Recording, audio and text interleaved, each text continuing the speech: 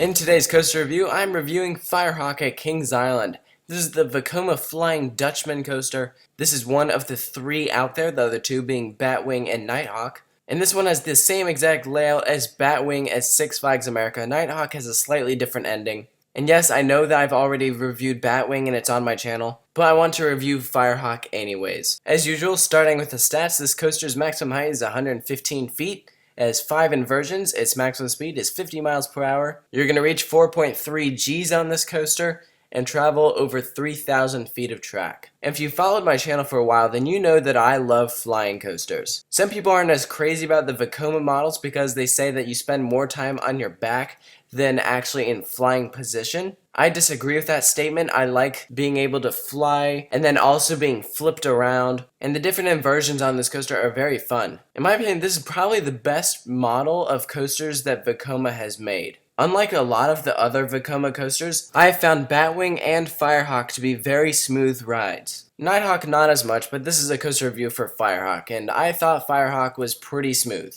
I found it to be a very enjoyable coaster. Just some history for you, this coaster used to be called X-Flight at Geauga Lake, but when that park closed down, they moved it to Kings Island where they repainted it and called it Firehawk. And I for one love the color scheme for this coaster. The red with the dark gray is a really nice color scheme. Plus when you add in the yellow trains, it's very nice. Now something to note, if you do ride this coaster, it does not have bins on the ride platforms for you, so you will have to buy a locker. So if you don't want to have to do that, then make sure that you either don't have a bag with you or that you have everything in your pockets. Operations on this coaster tends to be a bit slower because of the loading process, and this coaster actually has a double loading station as well. So it allows for 2 trains to be in the station at the same time. But that does not mean that there are 3 trains on this coaster, there's just 2. So it's time for my final score for Firehawk. I'm giving it a very solid 8 out of 10. This is a very fun flying coaster. I highly recommend riding it if you're at Kings Island. If you're not a fan of flying coasters, then you probably won't enjoy it as much. But if you're like me and you like flying coasters, then this is an excellent roller coaster.